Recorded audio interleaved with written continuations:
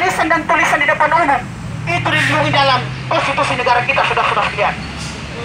Maka sudah jelas kedatangan kita di Polda Sulawesi Selatan adalah sebagai bentuk representatif dari rakyat. Kehadiran kita di tempat ini juga adalah sebagai bentuk reinkarnasi dari para nabi, reinkarnasi dari para ulama, reinkarnasi dari para rasul, saudara-saudara sekalian. Yang dimana para nabi, para rasul dan para ulama adalah orang-orang yang terpilih, orang-orang yang kemudian diutuskan oleh Tuhan untuk hadir di muka bumi ini untuk kemudian menentang, mengecam, mengutuk dan menggugat segala bentuk ketertindasan angkar murka, segala bentuk penghisapan yang dilakukan oleh manusia terhadap manusia dan bangsa terhadap bangsa, saudara-saudara sekalian.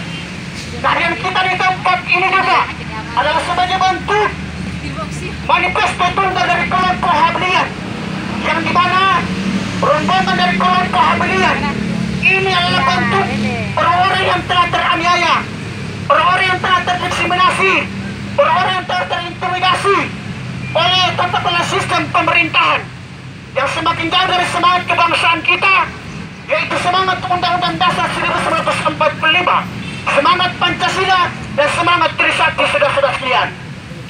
Jadi saya sampaikan bahwa hari ini kehadiran kami di tempat ini dengan jumlah yang sangat sedikit itu bukan mengurangi potensi peranan kita, potensi kami untuk menegakkan keadilan dan menyampaikan kebenaran, saudara-saudara sekalian. Oleh karena itu saya sampaikan bahwa berangkat dari hasil konsolidasi dan beberapa temuan investigasi yang kami temukan di lapangan.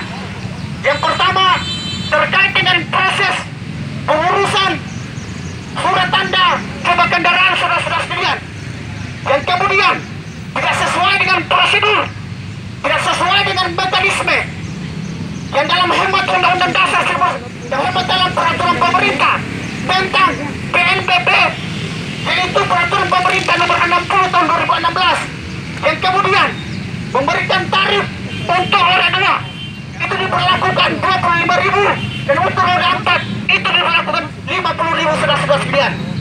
Tapi apa yang terjadi? Oleh hasil investigasi yang kami temukan di lapangan, baru untuk pengurusan surat tanda coba kendaraan dikenakan biaya untuk roda 2 sebesar 200.000 dan untuk roda 4 sebesar 350.000, saudara-saudara sekalian. Ini adalah logika akumulasi kapital yang sengaja untuk dimainkan oleh Ditlantas Polda Sulsel yang tidak becus, tidak mampu menjalankan tupoksinya sebagai institusi kepolisian, yang sama sekali tidak memahami, yang sama sekali tidak mampu menjalankan peraturan pemerintah nomor 2 tahun 2002, saudara-saudara sekalian. Sementara dalam logika peraturan pemerintah perumusan pasal 1 ayat 3 peraturan pemerintah nomor 2 tahun 2003 tentang tata tertib dan disiplin anggota kepolisian pun pada hari ini telah dihianati, saudara-saudara sekalian. Itu yang pertama. Kemudian nomenklatur yang kedua atau poin yang kedua, yaitu terkait dengan tarif pembiayaan surat jalan yang kemudian dilakukan oleh Ditlantas Polda Sulsel, saudara-saudara sekalian, yang memberikan beban yang begitu besar terhadap siapapun yang kemudian mengurutkan surat jalan dalam proses pembelian kendaraan, saudara-saudara sekalian.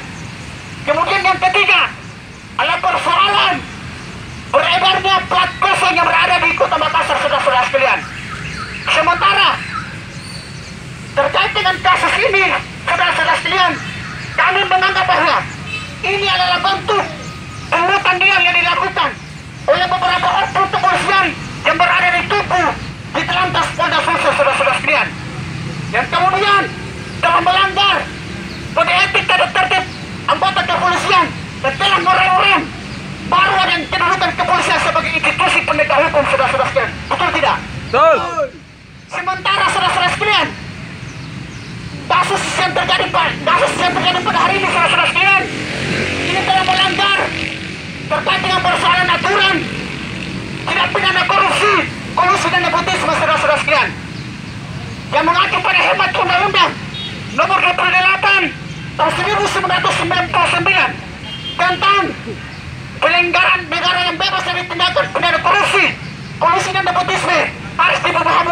negara ini, saudara-saudara sekalian. Kemudian diperjelas dalam Undang-Undang Nomor 31 tahun 1999 perubahan atas Undang-Undang Nomor 20 tahun 2001 tentang pemberantasan tindak pidana korupsi, kolusi dan nepotisme itu harus dilakukan oleh institusi terkait seperti kepolisian, kejaksaan dan pengadilan, saudara-saudara sekalian. Tapi apa yang terjadi? Harapan masyarakat, amanah yang kemudian telah diberikan sepenuhnya menjadi tanggung jawab baik yang memiliki kapasitas Polda Sulsel, Polrestabes bahkan Ditlantas sampai pada hari ini telah melenceng dari logika antara keluar dari real konstitusi negara kita, saudara-saudara sekalian. Kami juga menganggap bahwa tindakan tersebut yang kemudian telah merampok, telah membabat habis apa yang menjadi hak rakyat, saudara-saudara sekalian. Sementara dalam beberapa